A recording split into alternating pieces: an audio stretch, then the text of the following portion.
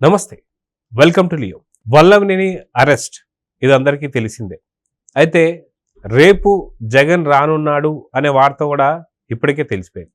గతంలో కూడా చూసుకుంటే మనం ఏదైతే అనంతబాబు ఎమ్మెల్సీకి సంబంధించి తన సొంత డ్రైవర్ సుబ్రహ్మణ్యం దళితుడిని చంపి డోలరీ చేసినటువంటి వాడిని కూడా పక్కన పెట్టుకొని తిప్పుకోవడం మనం చూసాం. అదేవిధంగా చూసుకుంటే గోరంట్ల మాధవ్ అయితే పార్లమెంట్ స్థాయిలో తన న్యూడ్ కాల్స్ మొత్తాన్ని కూడా గ్రూప్లో పెట్టిన సందర్భం కావచ్చు, మొత్తానికి ఏపీకున్న పరువు తీసినటువంటి ఒక గోరంట్ల మాధవ్కి ఇప్పుడు వైసీపీలో అధికార ప్రతినిధి, ఇది కూడా చూసేసాం. ఇంకో పక్కన దువ్వాడ సీను, ఇక్కడ దివ్యల మాధురి వీళ్ళిద్దరు కలిసి చేస్తున్నటువంటి తిరుమలలో మాడవీధుల్లో తిన్నటువంటి ఒక వీడియోస్ కావచ్చు, రీల్స్ కావచ్చు, తన్ని కూడా ఎంకరేజ్ చేస్తున్నటువంటి వైనాన్ని మనం చూస్తూ వస్తున్నాం. అయితే నిజంగా జగన్ మనస్తత్వం ఎటువంటిది? గతంలో నందిగామ సురేష్ని జైలు దగ్గరికి వెళ్ళి పరామర్శించడం కావచ్చు, లేదా పిన్నెల్లి రామకృష్ణారెడ్డిని హెలికాప్టర్ వేసుకొని మరీ వెళ్ళి పరామర్శించడం కావచ్చు. జగన్ మైండ్ సెట్ ఎటువంటిది అనే దానిపై మనతో పాటు పొలిటికల్ అనలిస్ట్ శ్రీలీల గారు ఉన్నారు. వారిని అడిగి తెలుసుకుందాం. మేడం నమస్తే. మేడం, వైఎస్ జగన్ సంబంధించి మైండ్ సెట్ ఎటువంటిది? ఎందుకంటే సొంత తల్లిని చెల్లినికి సంబంధించి చెల్లిని ఒక అసభ్యకరమైనటువంటి ఒక పదజాలంతో కావచ్చు, లేదా కొన్ని వీడియోస్తో పోల్చడం కావచ్చు. అదేవిధంగా తల్లికి సంబంధించినటువంటి ఒక వ్యక్తిగత సంబంధించి హననాన్ని చేస్తూ అసలుకి రాజశేఖర్ రెడ్డికి సంబంధించి వేరే విధంగా మాట్లాడిన సందర్భం కూడా చూసాం. తల్లికి సంబంధించినటువంటి వ్యక్తిగత హనం కూడా చేయడం మనం చూసాం. ఇంకో పక్కన వచ్చి సొంత బాబాయిని చంపిన తర్వాత మా నాన్న ఎవరో చంపారో చూడండి అని చెప్పేసి అన్న సునీతారెడ్డిని కూడా పక్క తీసి పెట్టడం చూసాం. వీళ్ళందరినీ కూడా పరామర్శించడానికి టైం దొరకడం లేదు. కానీ ఎక్కడో ఉన్న నందిగామ సురేష్ కావచ్చు, పిన్నెల రామకృష్ణారెడ్డి గారు కావచ్చు, ఇప్పుడు రేపు వెళ్ళబోతున్న వల్లభనేని వంశీ కావచ్చు, వీళ్ళందరూ కాకుండా పార్టీలోనే పార్టీకి ఎంతో ఘోరాతి ఘోరంగా వాళ్ళ వీడియో కాల్స్ కావచ్చు, న్యూడ్ వీడియోస్ కావచ్చు, చంపడాలు కావచ్చు, ఇవన్నీ కూడా వీళ్ళందరినీ పక్కన పెట్టుకుని తిరుగుతున్నాడు. మొత్తానికి జగన్ మైండ్ సెట్ని ఎలా చూడాలి అంటే ఏం చెప్తారు? సైకో మైండ్ సెట్ జగన్మోహన్ రెడ్డిది, ఇదైతే ఖచ్చితంగా చెప్పుకోవచ్చు. ఎందుకంటే జగన్మోహన్ రెడ్డి అనే వ్యక్తి 10వ తరగతిలోనే పేపర్లు కొట్టేసి పోలీసులకు చిక్కాడు. తరువాత కన్న తండ్రిని తినే ప్లేట్ తోటి కొట్టిన వైనం అది అందరికీ తెలుసు. వాళ్ళ ఫ్యామిలీ మెంబర్స్ సంబంధించిన ఫ్యామిలీ ఫ్రెండ్సే బయట పెట్టారు ఆ విషయాన్ని. తర్వాత బాబాయి మీద కూడా చేయి చేసుకున్నాడు. అది కూడా ఎవరైతే సోనియా గాంధీ అప్పట్లో ఆవిడ ఉన్నారో ఆవిడ కూడా ఫోన్ చేసి నీ కొడుకుని కొంచెం అదుపులో పెట్టుకో అని వైఎస్ రాజశేఖర్ రెడ్డికి చెప్పింది అనేది కూడా అందరికీ తెలిసిన విషయం. ఇతను చిన్నతనం నుంచే సైకో బుద్ధులతోటి పెరిగాడు. వాళ్ళ తండ్రిని కూడా చాలా ఇబ్బంది పెట్టి రాష్ట్రాన్ని నుంచి నువ్వు ముఖ్యమంత్రిగా ఉన్నప్పుడు ఏం దోచుకుంటున్నావు, నాకెంత కావాలి డబ్బులు అంత ఇవ్వాలి నువ్వు అనే టార్గెట్లతోటి వచ్చాడు. తర్వాత ఏదైతే మనం చూసాం 16 నెలలు జైల్లో ఉండొచ్చాడు. జైల్లో ఉండొచ్చిన వ్యక్తి మేక వండిన పులి అన్నట్లుగా తను ఉన్నాడు. కానీ తేనె పూసిన కత్తి మాదిరిగా జనంలోకి వెళ్ళి నేను ఏదైతే తల్లి కూడా అప్పుడు పాపం అతనికి బాగా సపోర్ట్ చేశారు తెలుసు వాళ్ళకి. కాకపోతే తన బిడ్డను తను పోగొట్టుకోలేక సపోర్ట్ చేసింది. ఈ రోజున అదే బిడ్డ తనకి తల్లి పాలు తాగి రొమ్ము గుద్దే వైనంగా అతని ప్రవర్తన ఇప్పుడు తయారైంది. జగన్మోహన్ రెడ్డి అదే చేశాడు. సొంత తల్లికి చెల్లికి ఏదైతే బాబాయ్ కూతురుందో ఆవిడకి ఎవ్వరికి కూడా ఇక్కడ ఎటువంటి న్యాయం చేసిన వ్యక్తి కాదు. వాళ్ళ దగ్గర ఉన్న సొమ్ము రాకున్నాడు. అలానే ఏదైతే అతనిది చూస్తూ ఉన్నాం ఎలా ఉంది మనస్తత్వం అంటే, అతను పార్టీ 2019 నుంచి 24 వరకు ఏదైతే మన ఆంధ్రప్రదేశ్ రాష్ట్రంలో పరిపాలన జరిగిందో ఎప్పుడు కూడా కనీ విని ఎరుగని రీతిలో భయంకరమైన మాటలు కానివ్వండి, అసలు ట్రాక్టర్తో మనుషులను చంపించడం కానివ్వండి, ప్రతి ఒక్కటి ఎటు చూసుకున్నా కూడా రాష్ట్రంలో గంజాయి మద్యం విచ్చలవిడిగా ఆడవాళ్ల మీద అఘాయిత్యాలు, దేనికి కూడా వాళ్ళు మేము దేనికి తీసుకోలేదు. రౌడీయిజంలో రాజకీయంలో రౌడీయిజం జోడించి వీళ్ళు చేసిన రాక్షస కాండ, రాక్షస పరిపాలన, రాక్షసానందం పొందిన జగన్మోహన్ రెడ్డి సైకో మనస్తత్వం. అలాంటి సైకో మనస్తత్వం ఉన్న వాళ్ళని వెంట వేసుకొని తిరుగుతున్నాడు. అయితే బయట మనం చూసుకుంటే ఏదైతే గోరంట్ల మాధవ్కి అధికార ప్రతినిధి ఇవ్వడం తను ఏం చేస్తాడో అందరికీ తెలిసిందే. అనంతబాబు ఎమ్మెల్సీ ఒక హత్య చేయడమే కాకుండా మళ్ళీ న్యూడ్ కాల్స్ ఏదైతే ఉందో దాన్ని కూడా మనం చూస్తూ వస్తున్నాం.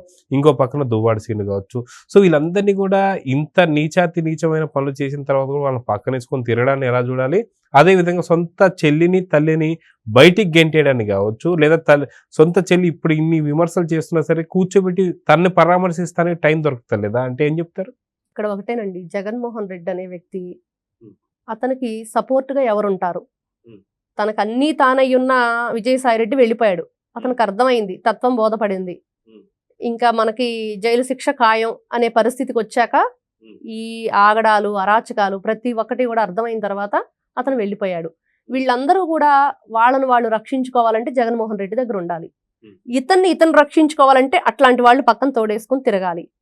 వీళ్ళంతా కూడా ఒక జాతికి చెందిన వాళ్ళు. వీళ్ళదంతా కూడా రాక్షసానందం, రాక్షసుల మనస్తత్వం.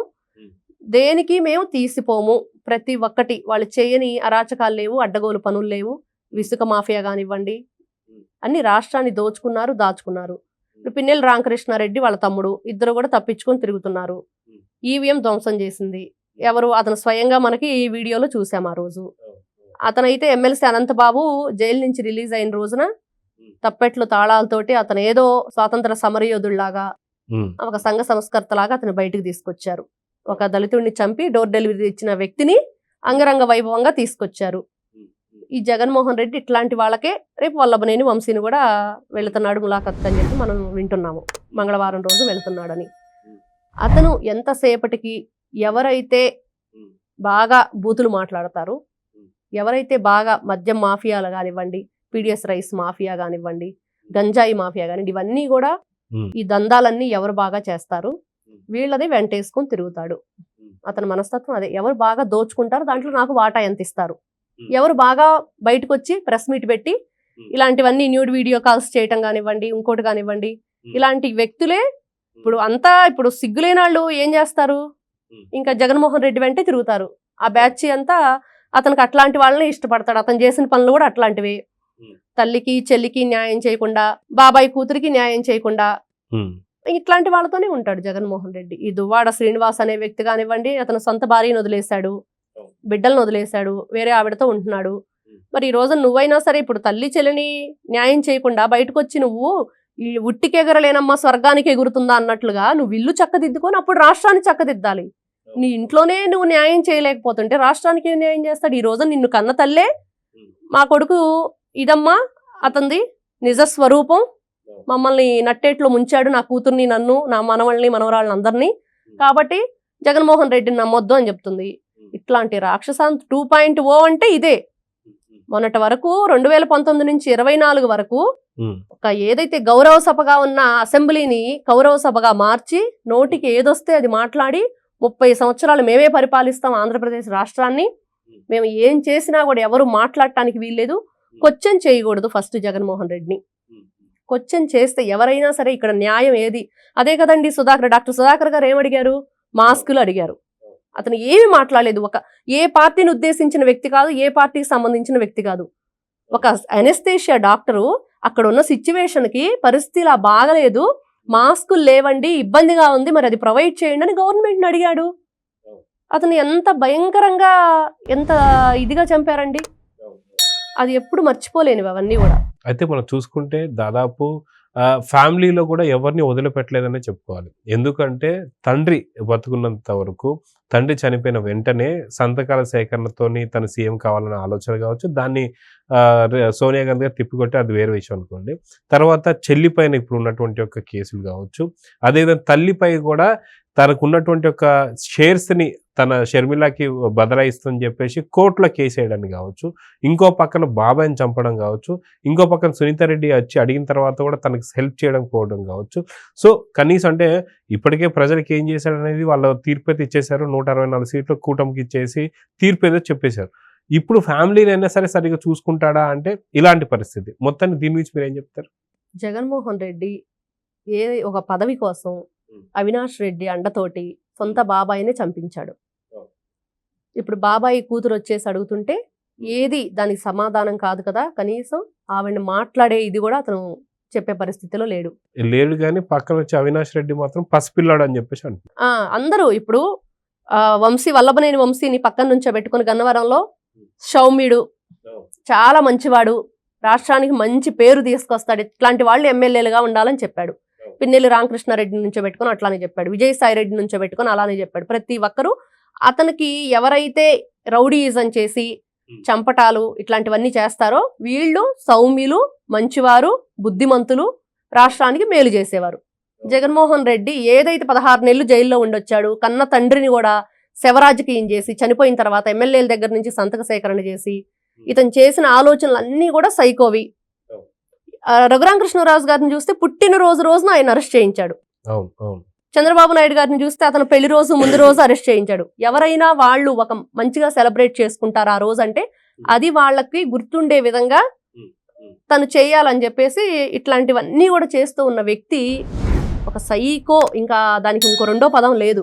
ఇప్పుడు కన్న చెల్లికి ఏం చెప్తున్నాడు, నువ్వు నా గురించి చెడుగా రాష్ట్రంలో ఏదైతే ప్రచారం చేశారు, నువ్వు రాజకీయాల్లో ఉండకూడదు, కాంగ్రెస్ పార్టీలో ఉండకూడదు, అందుకనే నేను నీకు ఇచ్చిన ఆస్తిని వెనక్కి లాక్కున్నా ధైర్యంగా చెప్పాడు. ఇంక ఇట్లాంటి వ్యక్తి మనం చూస్తే ఈ రోజున ఇట్లాంటి వాళ్ళనే ప్రోత్సహిస్తారు. సో మొత్తానికి రేపు వల్లభనేని వంశీని కలవడానికి వెళ్తున్న సంగతి తెలుస్తుంది. మొత్తానికి వంశీతో ఏం మాట్లాడవచ్చు అంటే ఏం చెప్తారు?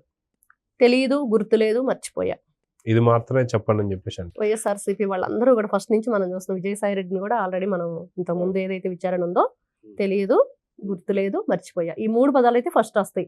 ఆ సందర్భంలో నేను లేను. ఈ రోజున అతను సత్యవర్ధనకు సంబంధించిన సీసీ ఫుటేజెస్ వాళ్ళు అర్ధరాత్రి హైదరాబాద్ వాళ్ళ ఇంటికి తీసుకురావటం, మరుసటి రోజు ఉదయమే 11:30 మళ్ళీ బయటకు తీసుకెళ్ళటం, అవన్నీ కూడా అతను చెప్పిన విచారణలో సేమ్ ఇవన్నీ కూడా సింక్ అయినాయి. వాళ్ళకి చూసుకున్నారు, పోల్చి చూసుకుంటే సేమ్ అదే టయానికి ఇతను ఎక్కడెక్కడికి తీసుకెళ్లారు ఎలా అనేది. ఇప్పుడు ఒక ఫోన్ అనేది జగన్మోహన్ రెడ్డితో మాట్లాడితే ఆ ఫోన్ ఎక్కడ దాచాడు అనేది తెలుస్తుంది. విష్ణు అంటే వంశీతో మాట్లాడితే తెలియదు, జగన్మోహన్ రెడ్డిని విచారిస్తే వంశీ ఫోన్ ఎక్కడుందని తెలుస్తుంది. సో చూద్దామని ఖచ్చితంగా నిజంగా జగన్ స్వభావం ఎటువంటిది అని చెప్పేసి అయితే అర్థమవుతుంది. ఇప్పటికే గతంలో నందిగాం సురేష్ కావచ్చు, పిన్నెల రామకృష్ణారెడ్డి కావచ్చు, ఇలా జైల్లోకి వెళ్ళిన వాళ్ళని మాత్రమే కలుస్తున్నాడంటే తన మైండ్ సెట్ ఎటువంటిదో అర్థమైపోతుంది. సో చూద్దాం జరగబోతుంది. నమస్తే. Please subscribe to Leo News for more videos.